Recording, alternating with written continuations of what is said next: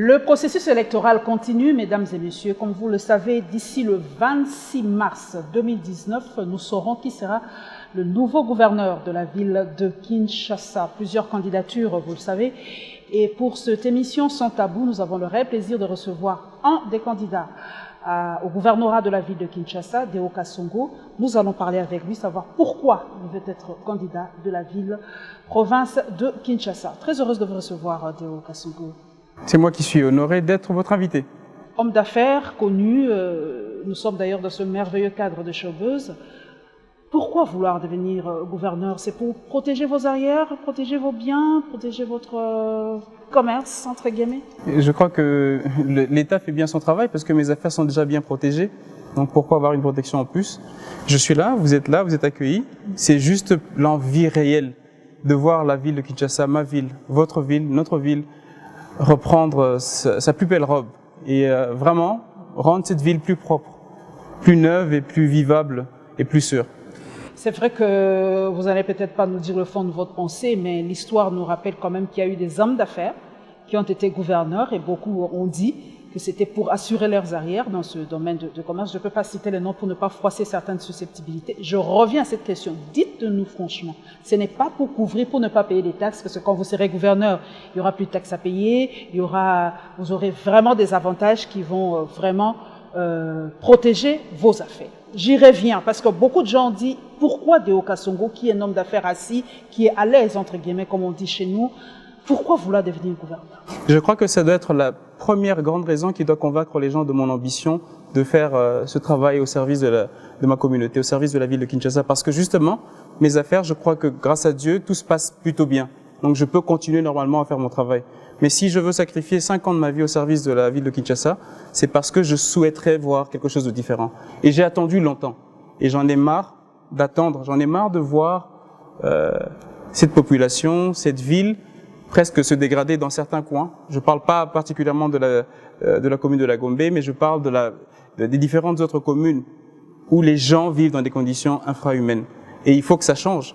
Et je ne suis pas venu dans cette ambition pour protéger quoi que ce soit. Je viens pour emmener mes idées, mon réseau et les moyens qui peuvent être créés pour apporter des solutions à la ville de Kinshasa. C'est ça mon ambition et c'est ça qui est mon leitmotiv. Vous êtes un homme d'affaires reconnu, assez pugnace. Est-ce que vous allez gérer la ville de Kinshasa comme vous gérez votre entreprise? Il faut une gérance managériale, comme on dit. Une gestion, managériale. Je crois que d'abord, pour gérer la ville de Kinshasa, il faut d'abord une très très grande et bonne volonté. Parce qu'il faut se soucier des autres pour faire un bon service à la communauté. Je ne pense pas que ça doit être géré comme une affaire parce que je ne vais pas dans le but de chercher du profit à mon égard. Je cherche à améliorer les conditions de vie de ma communauté. Je cherche à rendre cette ville plus propre, plus belle, plus attrayante et plus sûre et plus moderne. C'est une ambition qui est légitime parce que je suis un natif de Kinshasa et je crois que nous avons le droit de vivre dans une ville qui nous met dans une qualité de vie qui peut égaler demain les grandes villes de ce monde.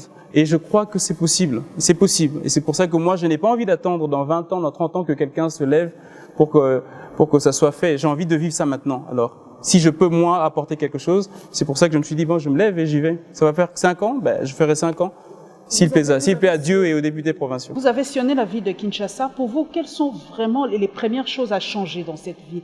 Je crois que vous avez déjà fait vos descentes dans cette ville. Vous êtes Kinois, vous êtes né ici, vous l'avez dit. Qu'est-ce qu'il faut changer en premier? Si on dit par exemple les 5 premières choses à changer dans la ville de Kinshasa. Non, d'abord, il y a de l'ordre à remettre. De l'ordre à remettre de tous les côtés. Aussi bien du côté des gouvernants, aussi bien du côté des gouvernés. Parce qu'il y a un problème dans la mentalité, dans la perception de l'autorité de l'État. Il y a des choses qu'il faut améliorer. Je donne un exemple simple. Si aujourd'hui il y a de la saleté dans la ville de Kinshasa, c'est vrai que les gouvernants n'ont pas suffisamment fait le service public pour pouvoir dégager toutes ces ordures. Mais il y a aussi une responsabilité de la population du fait qu'on ne respecte pas son environnement, on jette des saletés un peu partout.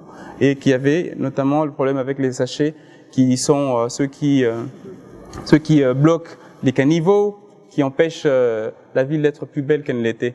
Donc il y a ce travail en termes de communication à faire pour que les mentalités changent, pour que l'ordre revienne, pour que les gens soient au courant de ce qui est légal et non prescrit par la loi pour que les choses changent. Et ça, c'est pour moi une priorité. Ensuite, il y a le fait des routes secondaires, parce qu'il y a des routes qui sont primordiales pour désengorger les embouteillages et des choses comme ça. Et j'ai des petites astuces, des petites idées, mais qui peuvent faire un impact très sérieux sur désengorger certaines grandes artères, éviter les embouteillages, nettoyer certains quartiers de leur saleté, et puis rendre certains quartiers créativement différentes. Parce qu'on a l'impression que toutes les villes ou toutes les communes doivent se ressembler, alors qu'il y a moyen qu'une commune ait une identité particulière. Et ça, c'est juste une question de créativité, de moyens pour apporter des solutions et pour apporter une touche particulière. C'est ça un petit peu la vision et l'idée. Mais j'espère, Madame Kimuntu, que vous me permettrez de ne pas trop dévoiler de mon programme, parce que c'est 48 députés provinciaux que je devrais convaincre. C'est à eux que je réserve la primeur, mais je donnerai peut-être quelques... Vous avez déjà lancé cette affaire des députés provinciaux. Beaucoup de choses se disent autour de ces députés provinciaux. D'ailleurs, je remercie de l'occasion Stani Boujakera et Zoumeko pour nous avoir donné quelques pistes d'information. Ils demandent 10 000, 20 000, 60 000 $, je ne sais pas moi quoi. Deo Kasongo est prêt à payer ce prix-là pour être gouverneur de la ville de Kinshasa. Puisqu'aujourd'hui, on se dit ça se fait au vu et au su de tout le monde. Est-ce que vous êtes prêt à faire ça, à payer le prix pour être gouverneur? En tout cas, le prix à payer que Deo Kasongo est prêt à payer, c'est celui de sacrifice de 5 ans de sa vie, de quelques idées, de quelques moyens. Mais les idées, les Congolais, c'est pas les idées Zambongo, qu'on le dise. C'est ça qui se passe aujourd'hui. Mais la preuve, c'est qu'on est ici à Chaubeuse. Et Chaubeuse, c'est né d'une idée. Derrière les idées, c'est là où il y a une masse d'argent. Moi, je ne vends que mes idées. Et je n'ai appris qu'à vendre mes idées. Donc, je vendrai ma vision. S'il croit en ma vision, cette vision qui va apporter une différence. Et je suis sûr de ce que je dis. Cette vision va apporter une différence pour Kinshasa, pour la communauté, pour les jeunes, pour les entrepreneurs de Kinshasa, pour nos mamans. Je suis certain de ce que je dis. Donc, moi, c'est ce que je vends. Le reste, j'entends, je vois. Mais ce que moi, je vends, c'est ce que je vais apporter. Et c'est la seule chose, je crois, qu'aujourd'hui, cette population attend. Parce que les gens, s'ils vendent leur voix à 30 000 ou à 50 000 $, ben, il faut faire la division, 50 000 divisé par 12, pour voir ce que ça représente. Et vous allez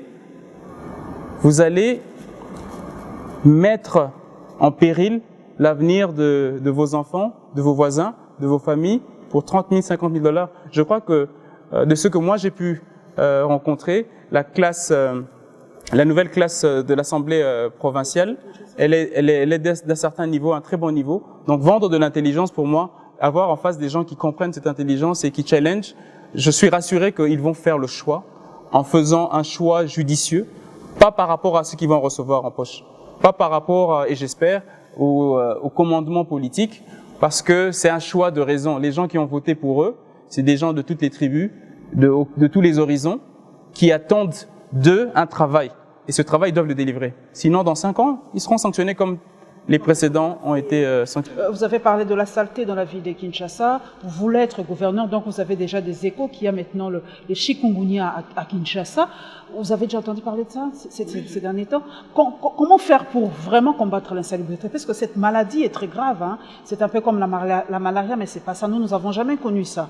Alors, Deo Kasongo, comment faire pratiquement pour combattre l'insalubrité? Vraiment, c'est ça, je crois, que le premier fléau de la ville de Kinshasa. C'est vrai que vous n'allez pas nous vendre vos astuces, mais quand même, pratiquement, dites à cette population qui vous suit aujourd'hui, comment combattre l'insalubrité?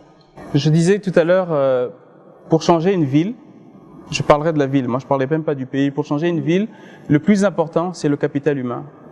Et la richesse du capital humain, c'est la santé, c'est l'éducation.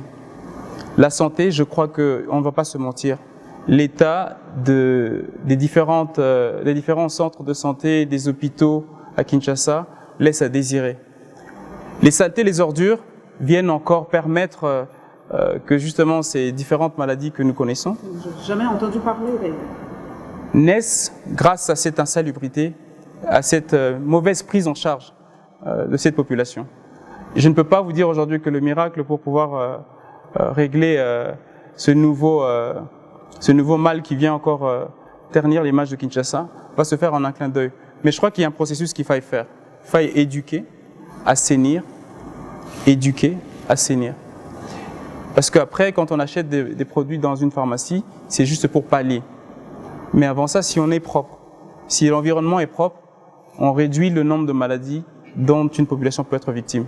Et c'est ce travail-là qu'il faut faire en amont. On ne va pas simplement, tout le temps, quand il y a un fléau qui arrive, il faut juste soigner le mal là tout de suite. Alors qu'il y a tout un processus qu'il faille faire pour que demain, on n'ait pas un autre fléau qui naisse suite à une négligence de notre environnement.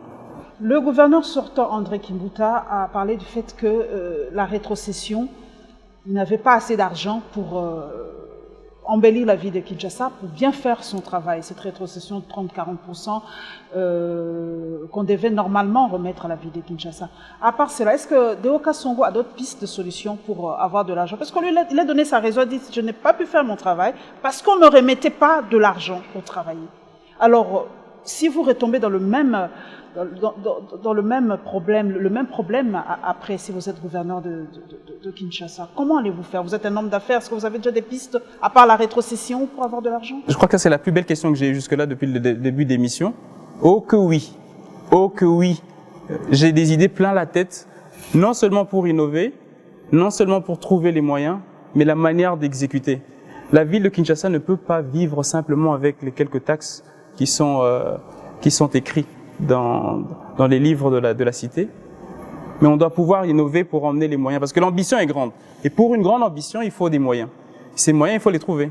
Oui, Deoka Songo, dans son programme, a chiffré ce que la ville a besoin pour être rédorée, et Deoka Songo, dans son programme, sait où trouver les moyens, ici dans le pays et à l'extérieur du pays.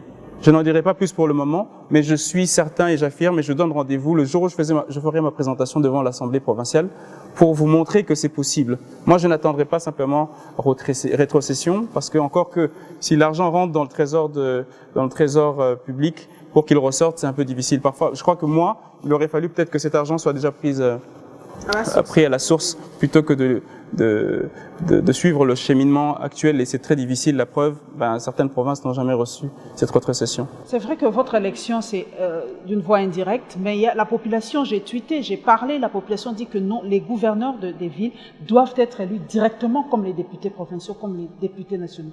Quel est votre avis par rapport à ça? Vous pensez que ce sera mieux que vous soyez élu par la population elle-même? Moi, je respecte le choix de la majorité. Le choix de la majorité de la population, c'est qu'ils ont voté pour une constitution qui est appliquée, qui doit être respectée. Si la constitution dit que demain c'est le vote direct, moi je m'inclinerai. Si la constitution dit demain que c'est le vote indirect, je m'inclinerai. Je ne peux pas imposer mon choix ou ma volonté à moi. Moi, je me plie simplement à ce que la loi dit. Nous revenons à la territoriale des originaires, Deoka Songo, je ne veux pas savoir vous êtes d'où, mais cette politique a dit, certaines opinions pensent aussi que cette politique, cette territoriale des originaires favorise le tribalisme. C'est ça le flot que nous vivons aujourd'hui. Et vous pensez qu'on doit changer cette politique? C'est vrai que c'est déjà inscrit dans la Constitution, mais pour vous, en tant qu'élite, en tant qu'homme d'affaires, cette territoriale des originaires est un frein pour le développement de la RDC ou des villes ou des provinces, selon vous? Je vais être très franc avec vous. Je ne sais pas et je ne veux même pas savoir ce que ça veut dire. Parce que moi, je suis peut-être d'une nouvelle génération.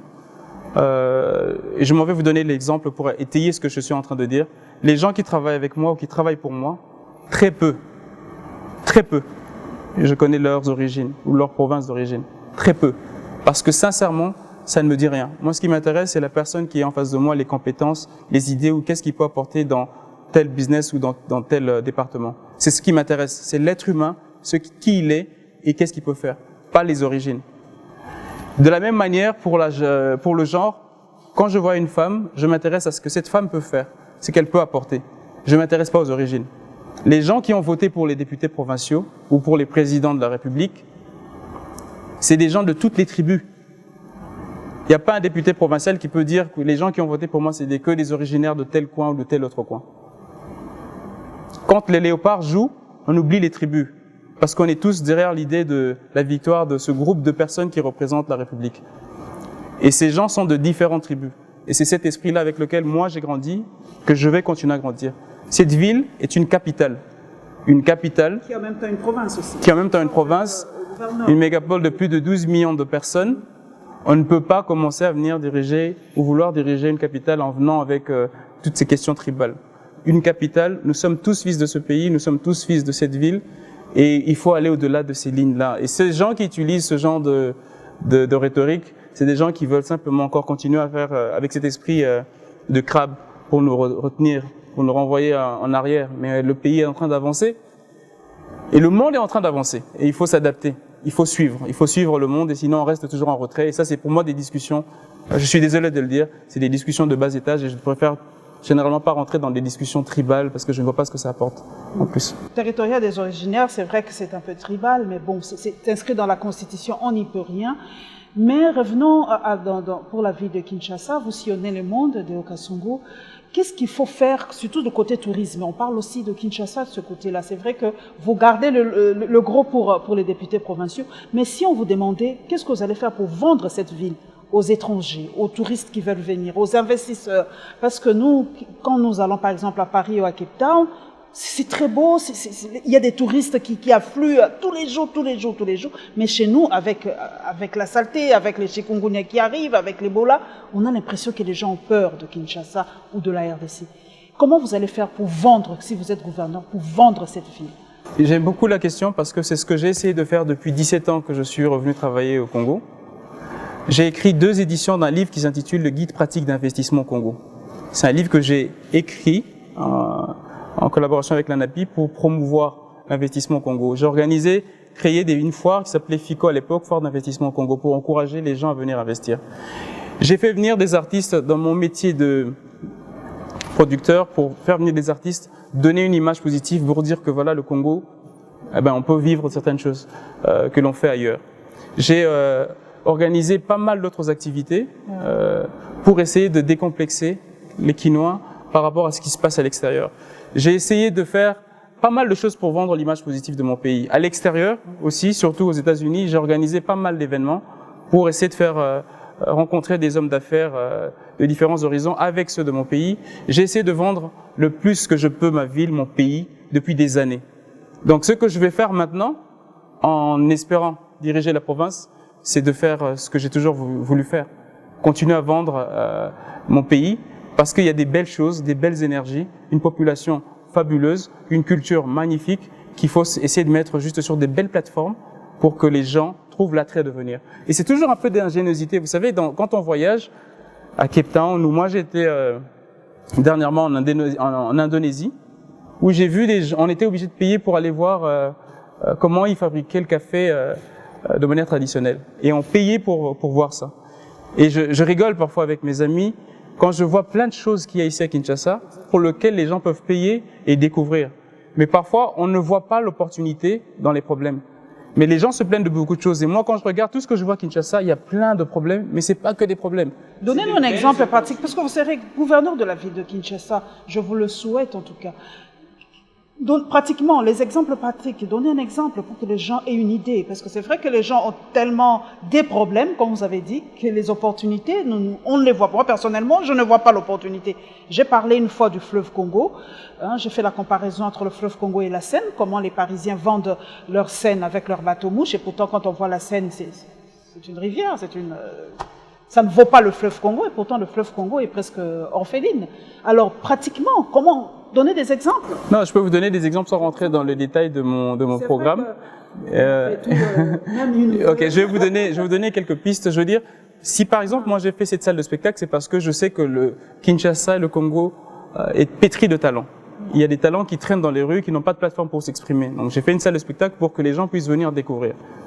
Il y a des artistes qui ont besoin d'une belle plateforme. Vous savez, il y a des gens qui viennent, des touristes, le peu de touristes qui viennent, ils vont dans les marchés ici pour acheter des œuvres d'art ou des choses comme ça. Voilà, mais ça c'est mal organisé, c'est mal structuré. Ça peut être placé dans un endroit où les gens, ils savent qu'ils vont venir découvrir les artistes en train de peindre, en train de faire de la poterie, pour qu'ils puissent emporter un souvenir en bonne et due forme. Évidemment, il peut y avoir certaines exonérations qui peuvent être pensées, parce que plus les éléments de notre culture voyagent, mieux c'est pour nous. Ça va encourager d'autres personnes à vouloir venir et en savoir un petit peu plus sur notre culture. Vous savez, je donne un autre exemple, le fleuve Congo dont vous parlez. Le jour où j'ai découvert le fleuve Congo un week-end, je suis allé faire un barbecue en plein milieu du fleuve Congo. Il y a des îles, surtout pendant la saison sèche, c'est magnifique, mais c'est encore à l'état brut. C'est pas connu. Non, c'est à l'état brut. Il faut juste en faire quelque chose de plus propre, d'organisé, de structuré. Et vous allez voir, les gens prendront l'avion pour venir aller vers peut-être ce qu'on pense faire en plein milieu du fleuve Congo pendant les bonnes saisons et là où la terre est beaucoup plus ferme. Donc il y a des choses comme ça, des randonnées que l'on peut faire. Il y a aussi le fait que ça c'est un exemple très bête, mais dans mon programme c'est le fait de dire parfois on peut prendre un bateau et quitter la Gombe pour aller jusque vers l'aéroport simplement. C'est une route. C'est une route qui peut être exploitée. Et les bateaux mouches, on n'a rien à envier le bateau mouche. Faites une tournée sur le fleuve Congo en bateau. Qu'est-ce que vous n'avez pas comme air frais, comme paysage? C'est magnifique. On a un pays magnifique. On a tout ce qu'il faut. Il nous manque juste des gens avec une bonne volonté, des idées créatives et mettre les moyens où il faut et laisser les moyens dédiés à certaines choses être exécutés à bon escient. Vous êtes 48 candidats. Tu m'as dit que c'est 48 candidats. 48 députés avec, je crois, une dizaine de candidats. Voilà. Quelle sera la différence si on vous disait, vous regardez cette caméra, vous dites aux députés provinciaux, dommage que ce sont les députés provinciaux qui vont vous élire, mais d'une façon pragmatique, votez pour moi. Qu'est-ce que vous avez là? Non, je voulais insister et saisir la balle au bon pour préciser que justement, je ne veux pas dévoiler énormément parce que ce n'est pas encore la période de campagne autorisée. C'est pour ça que je me retiens. Je ne ferai cette campagne que quand le moment sera venu, vis-à-vis des députés provinciaux. Et je suis là pour essayer de donner peut-être un peu plus de détails sur qui je suis et sur ce que j'ai envie de faire, en évitant de faire une quelconque campagne. C'est la dernière question ou bien c'est... Ah, on continue, ok. Non, mais ce que je veux dire, c'est simplement que il faut donner la chance à une nouvelle génération. Il faut faire confiance un peu à notre petite fraîcheur pour venir avec des nouvelles idées, avec peut-être une nouvelle méthode de travail. Peut-être que ça va marcher. C'est sûr que ça va marcher si on nous fait confiance parce que la vision est différente, le pragmatisme est là et nous allons mettre d'abord l'homme au centre de notre action. Ça veut dire qu'on ne vient que pour travailler pour le bien-être de la communauté, du Congolais, du Quinois en particulier. Et je pense que si je peux parler d'un atout, c'est l'offre que je viendrai faire aux députés sur les idées, les moyens trouvés pour essayer de rendre Kinshasa plus agréable à vivre pour tout le monde, pas que pour une minorité de personnes. Qui est Deo Kasongo? C'est vrai que nous avons la mauvaise manie de ne pas savoir qui nous dirige. Les gens nous tombent de fois comme ça du ciel, on ne sait pas d'où il vient. Pour votre population, les prochains administrés, qui est Deo Kasongo? Son cursus, qu'est-ce qu'il a fait comme étude? Il vient d'où? Il fait quoi? De toutes les façons, vous êtes Quinois, on le sait, mais on veut encore plus vous connaître. Je suis Deo Kasongo, je suis né à Kinshasa et je suis natif de Kingabwa. J'ai grandi à Kingabwa. Comme on dit, Lingala na beta bale na Kingabwa, nalia ndika, nalia gratana na Kingabwa. Et j'ai fait mes études à l'école sur mesure, au Loupio, et puis grâce à Dieu, j'ai pu, et à mon père, continuer mes études en Europe, où je me suis lancé dans le marketing et dans la publicité. Et puis pour revenir et commencer à essayer d'entreprendre, essayer d'apporter quelque chose en plus dans mon pays, grâce à mon métier et au talent que Dieu m'a donné. Et la seule richesse que mon père m'a laissé, mon défunt père m'a laissé, c'est mon éducation. Il ne m'a pas laissé de maison ni d'argent, c'est mon éducation et c'est ça qui est la clé, je crois, pour ce que je veux, pour ce que je fais et pour ce que je voudrais encore faire. Et je voudrais vraiment dédier ce que j'ai appris, ce que j'ai découvert depuis 17 ans au service de cette communauté. En tant qu'entrepreneur, j'ai commencé à 17 ans en créant une agence de publicité qui s'appelle Des idées qui valent de l'or, DIVO en sigle, parce que je suis friand de ce qu'on appelle la richesse cérébrale. Parce que pour moi, c'est l'idée qui emmène l'argent, c'est l'idée qui change toute une vie, c'est l'idée qui change une ville, c'est l'idée qui change une nation. C'est pas les minerais, c'est pas le cobalt, c'est pas l'or, c'est pas le manganèse, c'est pas les minerais existent. Ils viendront que compléter. Les minerais existent, mais pour mettre ça en valeur, il faut de l'idée, de l'ingéniosité. Et mon expérience d'entrepreneur, j'aime bien partir de rien, comme je suis parti de rien. Je suis revenu il y a 17 ans avec $350 dans la poche, et je suis parti de ça. pour essayer de construire un petit peu ce que j'ai construit. Et j'ai échoué, j'ai connu des difficultés. Mais tout ça, c'est ma belle richesse. Je viens pour être gouverneur de la ville de Kinshasa avec mes échecs et mes réussites. Mes échecs font ma force. C'est parce que j'ai justement parfois échoué que je sais comment faire pour ne plus retomber dans les mêmes erreurs. Et c'est ça que j'apporte. Vous n'êtes pas un parachuté, vous avez les mains propres, vous n'avez pas de main-sel, vous n'êtes pas trempé dans... En tout cas, je n'ai jamais géré la chose publique. Je n'ai jamais géré la chose publique. Mais je suis un entrepreneur et un entrepreneur, c'est un champion. Un champion, c'est quelqu'un qui sait se battre et qui n'abandonne jamais, malgré les difficultés. Et je suis tenace et je n'abandonne jamais, malgré les difficultés. Et j'insiste, je dis souvent, les échecs, parfois, certaines personnes se moquent. Oh, Moutakoué, Moutasaliboué, Moutasaliboué. C'est une belle richesse. Je suis fier de mes échecs. Quand je regarde derrière, je dis, si je n'avais pas fait cette erreur, peut-être que je n'aurais pas appris et je n'aurais pas pris cette option. Donc pour moi, c'est quand j'entends des gens rire de dire, ah, comme à Kinshasa on aime bien, je regarde, je dis, bah, s'ils connaissaient la valeur des échecs, c'est tellement beau, surtout après, quand on arrive à réussir. On se laisse applaudir aujourd'hui le succès. Quand on voit une personne qui réussit, on applaudit le succès, mais on n'imagine pas les pleurs, les grincements de dents qu'il y a dû avoir durant tout le processus. Les gens oublient très rarement, ils ne savent peut-être pas qu'il y en a, comme moi, je me réveille tous les jours à 6 heures du matin et je rentre peut-être chez moi jusqu'à 23 heures ou à 2 heures du matin. Et je passe mes journées à travailler. Et peut-être en priant pour que Dieu m'exauce mes vœux et mes rêves. Et ça, les gens ignorent. Ils racontent, ils imaginent, mais il y a tout ça derrière la vie d'un homme. Vous êtes dans la publicité, vous êtes dans le marketing. Si on vous disait une phrase pour vendre Kinshasa, quel est votre slogan pour la vie de Kinshasa? Ça m'est venu en tête comme ça, puisque vous êtes dans la publicité. Moi, j'aime bien aussi. Si on vous dit une phrase pour Kinshasa, pour vendre Kinshasa. Ben, je dirais ce que je suis en train d'utiliser pour le moment, Kinyasika est possible. Kinyasika est possible. Kinyasika est possible. C'est possible. Je vous assure que c'est possible. On nous a fait croire que la saleté était normale. On nous a fait croire que le poste de gouverneur était réservé à certaines personnes. Aux politiques surtout. Hein, on nous a fait croire que certaines choses ne sont pas possibles à Kinshasa. Moi, je viens être la contradiction de cela. C'est possible d'avoir une ville de Kinshasa propre. C'est possible d'avoir une ville de Kinshasa fortement culturelle. C'est possible d'avoir une ville de Kinshasa sûre où les gens vont reprendre leurs habitudes de se promener dans les grandes artères jusque très tard, à rire, à discuter, à échanger avec les amis. C'est possible. Et je veux être celui qui va prouver que tout ce qu'on nous a laissé croire dans la tête est faux. Je veux être cette contradiction-là. C'est possible que nos rues soient propres. Il suffit d'être propre. Je sais pas, il suffit d'être propre. Qui peut aimer vivre dans la saleté? J'ai été au quartier Massina. J'étais à Massina. J'étais à Mapela. J'ai vu ce que je n'aurais jamais peut-être imaginé voir. Une avenue où des gens travaillent de part et d'autre et en plein milieu, une tonne d'immondices à ciel ouvert.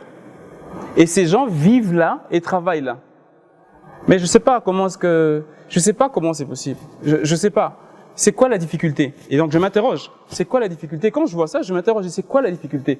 Est-ce que c'est de retirer le tas d'immondices? Est-ce que c'est les moyens qui manquent pour retirer ces immondices? Ou c'est juste que non, et ça va saleté, bah mais ça n'a. Tout ce qui est encore à Ningwana. Et je me pose la question. Et parfois je souhaite qu'il y ait cette révolution créative de la population pour dire non, on peut pas vivre dans ces conditions. On peut pas vivre dans ces conditions. Et moi, je suis de ceux qui disent que c'est possible de nettoyer, de retirer cette saleté. C'est possible qu'à la place de cela, on fasse une rue, on fasse des rues piétonnières, on fasse des choses un peu jolies. Il y a des belles fleurs, il y a des beaux arbres. Fleurir la ville, c'est possible. C'est possible. Ça se fait ailleurs, pourquoi pas chez nous? C'est une question de mentalité, tout simplement. Et s'il faut apprendre à la population, rééduquer les gens, parce que les Congolais et les Quinois ont perdu le sens du beau. Ils ont perdu le sens du propre, Paulette.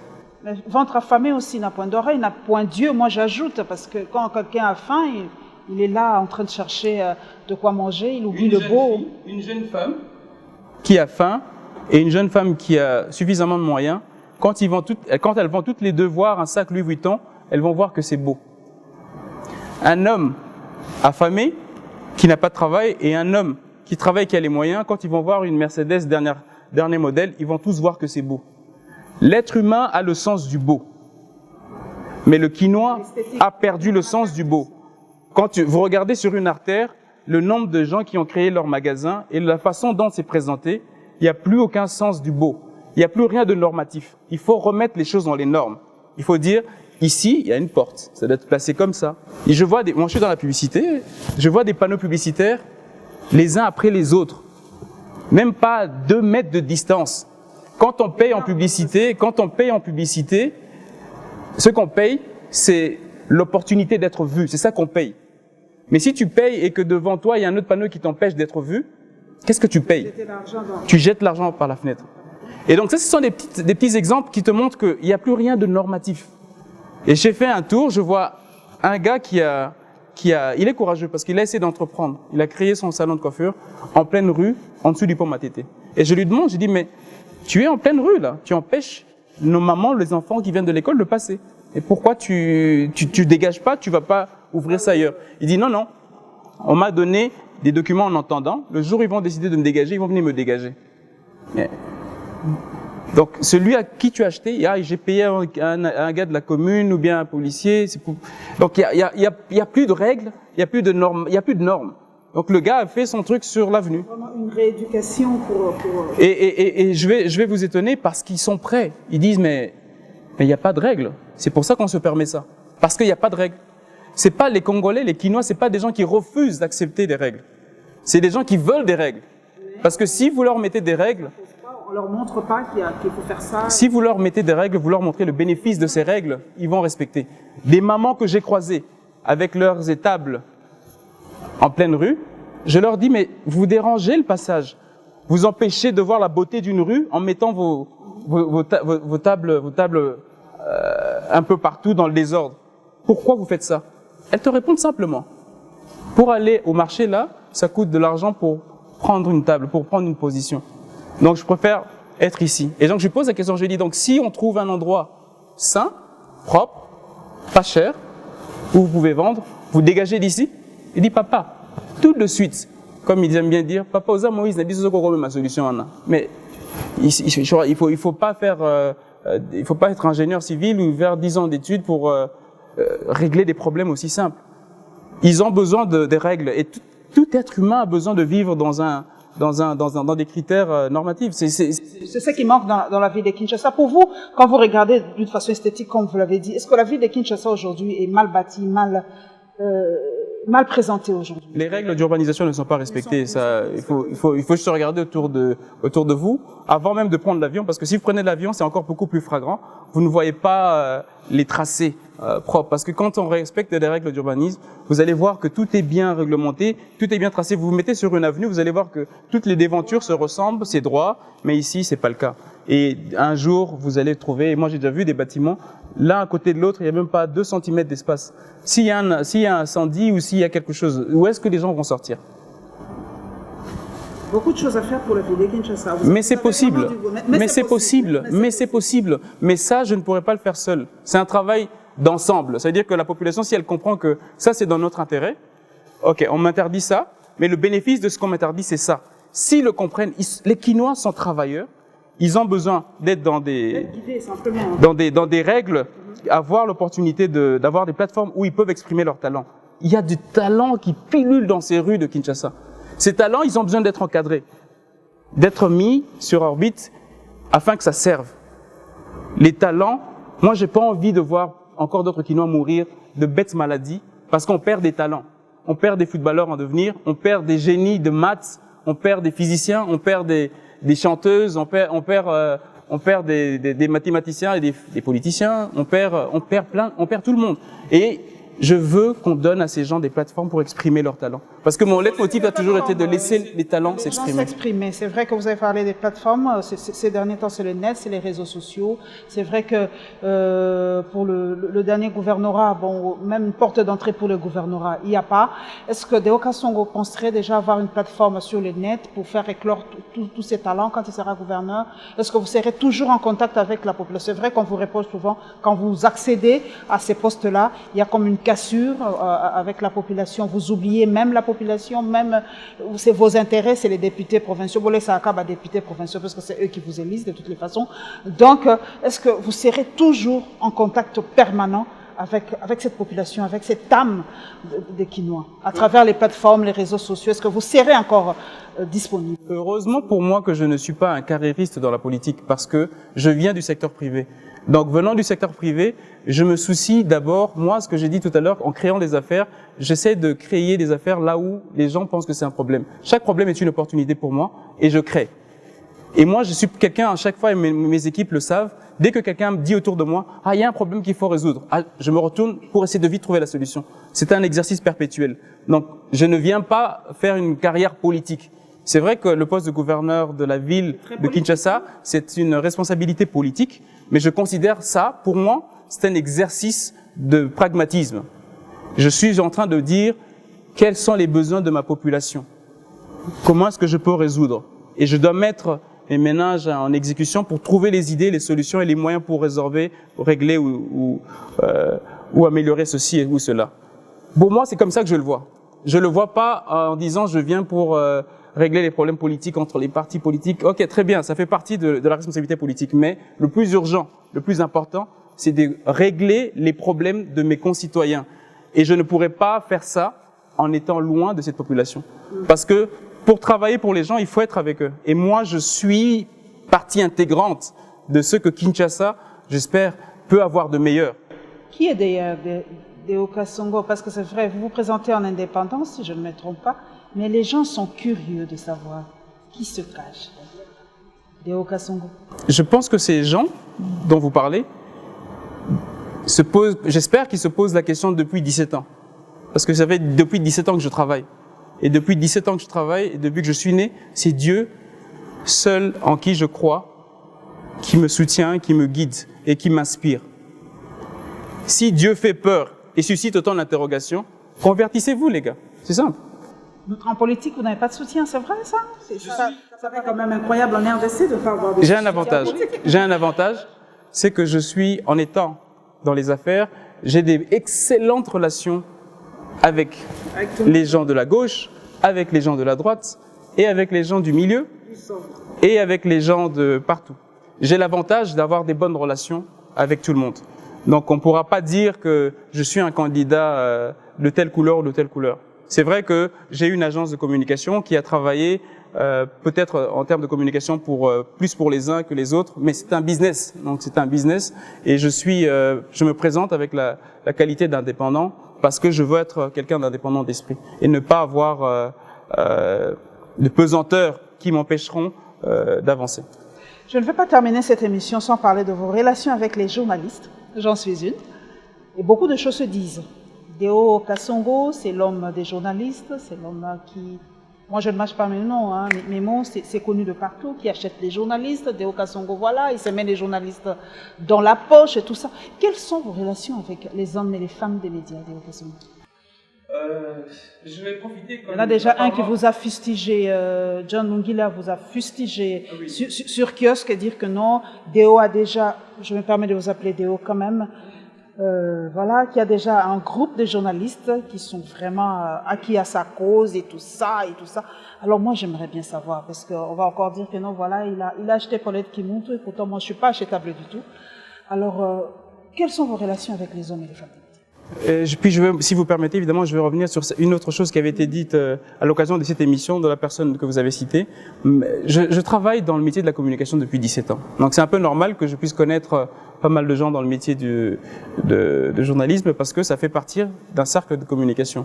Mais peut-être je vais vous étonner, je suis une des personnes qui suis agréablement surpris de voir le soutien que je reçois de manière spontanée de certaines presses. Et je peux vous garantir, il y a des gens qui nous suivent, qui le savent. Parfois, c'est des gens qui m'appellent pour me dire, tiens, telle émission, on a parlé de toi, on a encouragé ta candidature. Telle émission, on dit que tu es jeune, il faudrait qu'on te soutienne. Telle émission, on parle de ce que tu as réalisé, de ton envie et tout ça. Donc, je suis le premier agréablement surpris. Et je remercie, sincèrement, et je profite de ça, remercier les journalistes qui ont fait un travail de soutien spontané. Maintenant... J'en fais partie. Voilà. Maintenant, merci Paulette. Pour... chuter sur la question sur l'émission qu'il y a eu avec le monsieur qui m'a vilipendé en disant que je serais le candidat des Indo-Pakistanais, voilà, des Libanais. J'ai même oublié de me rappeler des Indo-Pakistanais, des Chinois, voilà, et autres. Je voulais... Ça, la question, qui est derrière vous? Oui, je voulais dire quelque chose avec beaucoup de sincérité. Il faut qu'on arrête de sous-estimer le Congolais. Il faut qu'on arrête de croire que les Congolais ne sont pas capables de s'émanciper ou de réussir. Il faut qu'on arrête de croire que le Congolais n'est pas capable de tenir un secteur de son économie. Je veux encore une fois être la contradiction. Je vous mets au défi, et je regarde votre caméra, le Libanais, l'Indien ou le Chinois qui m'a donné $1 pour faire ce que je suis en train de faire, qui lève le doigt. Si vous avez des preuves, venez avec. Et je vous affirme ici que oui, certaines personnes de ces communautés-là m'ont appelé pour soutenir ce que je fais. Et je leur réponds simplement dans vos prières. Je n'ai besoin de rien. Avec Dieu et le peu que j'ai, je vais aller et s'il plaît à Dieu, je réussirai. Mais je voudrais quand même attirer l'attention et de la presse et de ma communauté quinoise qu'on ne peut pas vivre en autarcie. On est dans une ville qui est une mégapole. On a besoin de tout le monde pour construire cette ville. Il ne faut pas que l'on développe l'idée fermée qu'on n'a pas besoin de ces différentes communautés pour travailler. Il y a des choses à améliorer, certes, dans ces communautés, dans leur façon de faire du business. Et moi, pour avoir une liberté d'action, c'est pour ça que je refuse de recevoir quoi que ce soit. Le président Félix Tshisekedi a fait la même chose. Donc, vous êtes dans la même lignée de refuser certaines choses de ces communautés. Si vous le confirmez. Mais moi, j'insiste, je dis, certaines pratiques sont à bannir. S'il y a des gens, parce qu'ils ne sont pas tous comme ça dans ces différentes communautés, certaines personnes ont des mauvaises pratiques, il faut avoir le courage de leur dire ça, ce sont des mauvaises pratiques. Et moi, je refuse. J'ai refusé l'argent de qui que ce soit. Et je mets au défi n'importe qui de venir avec une preuve pour dire, voilà, tel monsieur ou tel Libanais ou tel Indien a donné autant d'argent à Deoka Songo pour aller postuler pour prendre le poste de gouverneur de la ville. Mais en même temps, je dis, il faut rester ouvert parce que pour développer une ville, pour développer un pays, il faut être ouvert au monde. Il faut plus seulement que ces communautés-là soient là, il faut peut-être d'autres communautés qui viennent aussi pour essayer d'enrichir culturellement et pourquoi pas en termes de business notre capitale. Votre team, la vice-gouverneure, si je ne me trompe pas, votre team, il y a une dame. Pourquoi avoir choisi une dame, Deoka Songo? Parce que je crois beaucoup en la femme. Elle s'appelle Madame Nelly Kiwewa, qui est une dame brillantissime. Directrice Banque Centrale, ancienne vice-ministre des Finances, administrateur à la BCDC et près de 30 ans de carrière à la Banque Centrale du Congo, conseillère économique du gouverneur Diang à l'époque. J'ai choisi une femme, une maman, parce que je crois beaucoup en la femme. Et vraiment, c'est pas parce que c'est dans l'air du temps de claironner que voilà, il faut pousser le gender. Non, vous pouvez regarder autour de moi, les gens qui travaillent avec moi, poste de responsabilité, les femmes sont présentes. Et les gens qui me connaissent de manière un peu plus privée savent que je suis entouré de plusieurs mamans qui m'encadrent spirituellement, qui m'encadrent professionnellement aussi. Et je crois beaucoup en la femme. Et moi, la femme a joué un grand rôle dans ce que je suis devenu. Donc la preuve, c'est d'une mère que je suis né. Voilà. Donc je crois beaucoup en la femme et c'est pour ça que je fais ce choix. Et puis aussi parce que moi je suis plutôt quelqu'un de très innovant. Je suis fougueux dans mes idées et dans mon esprit il n'y a pas de limite. Mais j'ai besoin d'avoir quelqu'un qui recadre un peu tout ça, et qui met ça dans un schéma pour que les choses se fassent de manière pratique mais efficace, efficiente. Et je crois que Madame Nelly Kiwewa est la personne qu'il faut absolument à côté de cette vision que nous avons de lier l'innovation à l'expérience.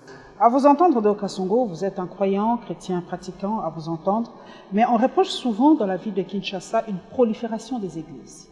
Il y en a trop, qui ne respectent deux fois pas les règles d'une ville, trop de bruit, sonorité et tout ça.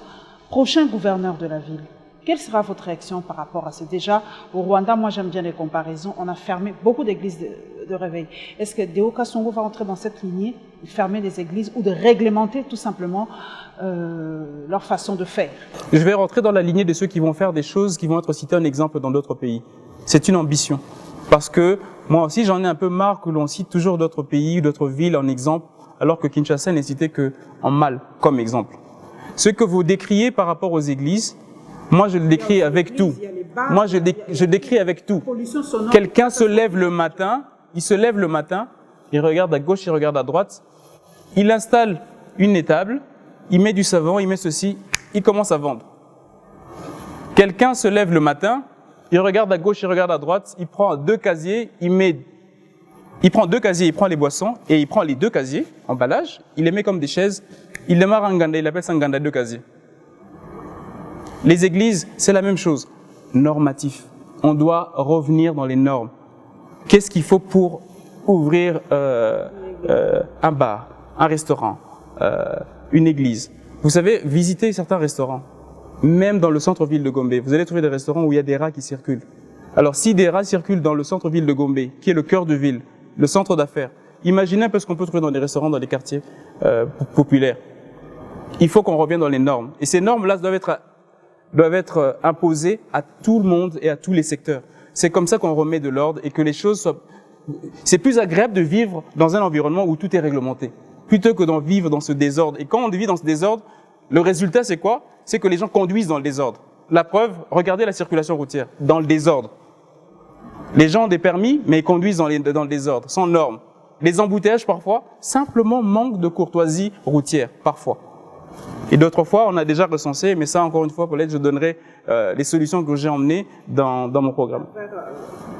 Vous allez donner aux députés provinciaux. Voilà, merci Deo Kasongo, en tout cas, d'avoir parlé sans tabou avec nous. Vous êtes un des candidats au gouvernorat de la ville de Kinshasa. Nous vous souhaitons d'ailleurs bonne chance parce que les élections, c'est vers le 27 mars. Donc, vous avez encore un mois pour battre campagne et à travers les médias, vous êtes quelqu'un de la communication. Voilà, chers amis, chers téléspectateurs, chers internautes, un des candidats pour la ville de Kinshasa. Merci donc pour vous, pour votre fidélité, pour votre attention à cette émission. Et en tout cas, notre souhait, c'est que les députés provinciaux, cette fois-ci, ne mettent pas en avant l'argent, mais mettent en avant les idées, parce que nous avons vraiment besoin d'un changement dans la ville de Kinshasa.